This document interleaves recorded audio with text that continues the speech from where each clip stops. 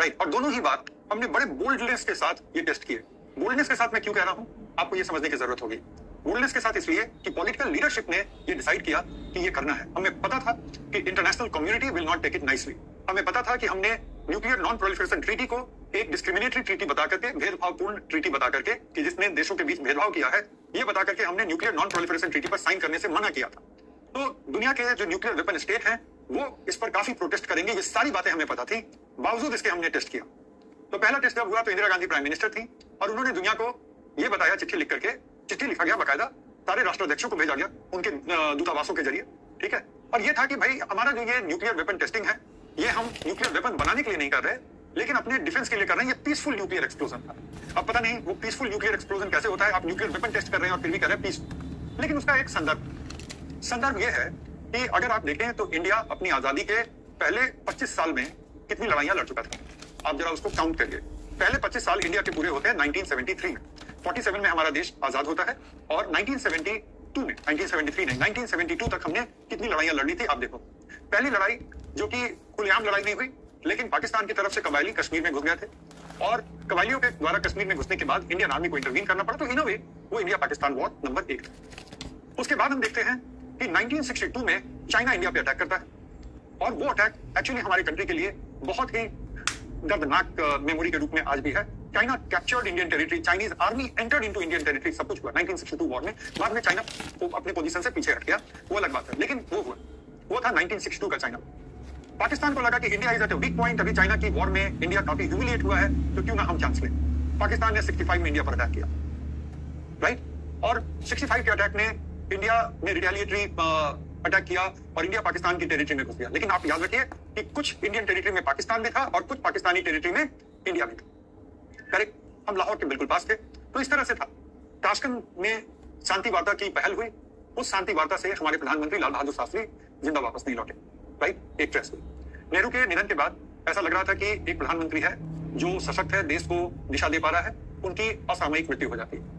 India food security के मसले से भी जूझ रहा था, इंडिया फूड इंपोर्ट कर रहा था, इकोनॉमी बहुत अच्छे सिचुएशन में नहीं थी और ऊपर से वॉर, ऊपर से प्रधानमंत्री का निधन। फिर 1971 में बांग्लादेश का वॉर होता और उस वॉर में इंडिया की डिसाइसिव विक्ट्री होती है। सेकंड वर्ल्ड वॉर के बाद आज तक, ठीक है, सेकंड वर्ल्ड वॉर कब खत्म हुआ, 1945 में, और आज 2023 है।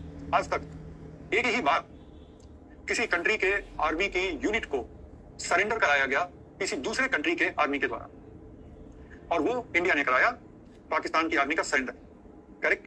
और इतना ही नहीं, पाकिस्तान को 2 हिस्सों में हमने तोड़ दिया। सेकंड वर्ल्ड वॉर के बाद आज तक युद्ध से किसी देश को 2 हिस्सों में किसी तीसरे देश ने नहीं तोड़ा है। इंडिया ने पाकिस्तान के साथ वो कर दिखाया। जाहिर है कि इंडिया ने अपने पड़ोस में 2 बहुत बड़े दुश्मन क्रिएट कर लिए थे। ये हमारी चाहत नहीं थी, लेकिन क्रिएट हो गए थे। और उसमें से एक दुश्मन पाकिस्तान हमारे दूसरे दुश्मन का घनिष्ठ मित्र बनता चला जा रहा था और शीत युद्ध का वक्त था, तो अमेरिका भी पाकिस्तान की कई तरह की मदद करता रहता था। जरूरी था कि हम अपने डिफेंस के लिए न्यूक्लियर वेपन क्रिएट करें। न्यूक्लियर वेपन आप अपने आप को डिफेंड करने के लिए ज्यादा क्रिएट करते हैं, दूसरे पर अटैक करने के लिए कम करते हैं, क्योंकि ये पता है कि अगर आपको अटैक होगा तो आप कुछ नहीं, अगर उस पर एक न्यूक्लियर वेपन फायर कर देंगे, ठीक है, आप डिस्ट्रॉय हो रहे हैं, लेकिन आप दूसरे को भी डिस्ट्रॉय करेंगे। This is called mutually assured destruction mad, कि आप हमला करो, हम वापस करेंगे, हम भी बर्बाद होंगे, आपको तो बर्बाद करेंगे। तो उसके बाद क्या होता है कि दूसरे कंट्री के मिलिट्री ऑप्शंस रुक जाते हैं। तो ये आपको बहुत हैरत में नहीं होना चाहिए कि 1974 के बाद किसी कंट्री ने खुलेआम इंडिया से युद्ध नहीं किया, ठीक है, किसी कंट्री ने खुलेआम युद्ध नहीं किया। 1999 में पाकिस्तान ने कारगिल वाले हिस्से में घुसपैठ की थी और पाकिस्तान हर जगह यही बताते नजर आया कि हमारे सैनिक नहीं है, ये ऑटोनोमस मिलिटेंट हैं जो कब पोस्ट पर कब्जा करके बैठे हुए हैं। पाकिस्तान ने कभी भी स्वीकार नहीं किया कि हमारे आर्मी रेगुलर्स, ये पाकिस्तान की पुरानी स्ट्रेटजी है, पाकिस्तान ने ऐसा कबायली इन्वेजन में भी किया था। But try to understand this कि न्यूक्लियर वेपन के बाद किसी ने खुलेआम इंडिया से युद्ध की जरूरत नहीं की, तो ये जरूरी था।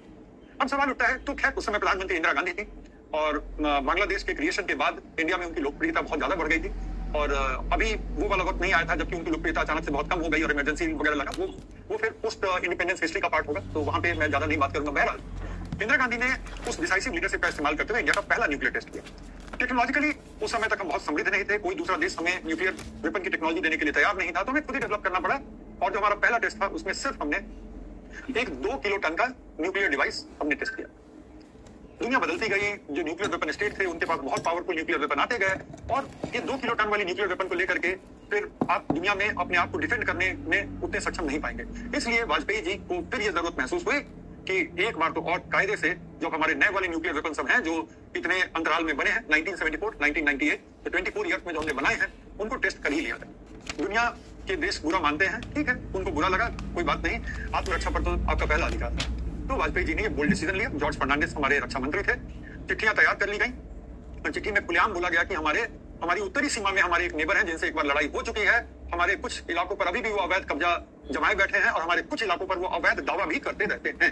जॉर्ज फर्नांडिस ने चीन का नाम लिए बगैर सारे इशारे कर दिए, सारे कंट्रीज को चिट्ठी लिख दी गई और चिट्ठी तैयार थी। न्यूक्लियर वेपन टेस्ट किया गया और एक दिन नहीं 2 दिन टेस्ट किया गया और उसमें हाइड्रोजन बम भी टेस्ट किया गया, बहुत पावरफुल फ्यूजन डिवाइसेस भी टेस्ट किए गए और उसके बाद वाजपेयी जी ने कहा कि अब हो गया, अब इंडिया एक मैच्योर न्यूक्लियर पावर है और इसके बाद के जो न्यूक्लियर टेस्ट होंगे वो हम सुपर कंप्यूटर पे सिमुलेट कर लेंगे, अब रियल धमाका करने की जरूरत नहीं। धमाका तो हम कर चुके थे। अमेरिका ने आनंद फानंद में इंडिया पे सैंक्शन लगाए। जापान जो आज हमारा बहुत भयंकर मित्र बना पड़ा है, जापान अपनी न्यूक्लियर पीड़ा की वजह से उसने आनंद फानंद पर हम पर सैंक्शन लगाए। ऑस्ट्रेलिया ने हम पर सैंक्शन लगाया। बहुत सारी कंट्रीज ने, पूरा यूरोपियन यूनियन पागल हुआ पड़ा था, उन्होंने सैंक्शन लगाया। इंडिया ने कहा लगा लो, उससे क्या फर्क पड़ता है, ठीक है। और इंडिया कभी कभी जो है उस तरह के काम करता है। 2004 में भयंकर सुनामी आई, भयंकर सुनामी साउथ इंडिया में। बहुत सारे यूरोपीय देशों ने, और भयंकर तबाही हुई ईस्टर्न कोस्ट पे, बहुत सारे यूरोपीय देशों ने मदद की पेशकश की। मनमोहन सिंह अभी प्रधानमंत्री बने थे, उन्होंने विनम्रता से कहा कि इंडिया को मदद की जरूरत नहीं है, उल्टा इंडिया श्रीलंका को मदद भेजने की तैयारी में है और हमने मदद के सारे ऑफर को विनम्रता से ठुकरा दिया। तो इसी तरह से 1998 में वाजपेयी जी को पता था कि क्या होगा, डिप्लोमेटिकली कोई फर्क नहीं पड़ता है और इंडिया ने तब अपना हाइड्रोजन बॉम्ब भी टेस्ट कर लिया।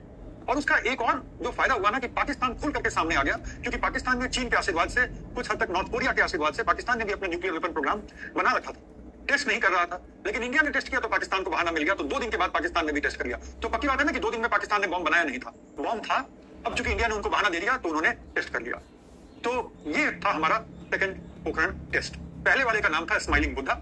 ये सब साइंटिस्ट लोग प्रपोज करते हैं। तो कहा जाता है कि पोखरण टेस्ट रेंज से फोन किया गया पीएम को, डायरेक्टली पीएम हॉटलाइन पर थी और फोन किया गया और यही कहा गया मैम बुद्धा इज स्माइलिंग, कि वेपन टेस्ट हमारा कामयाब रहा, राइट।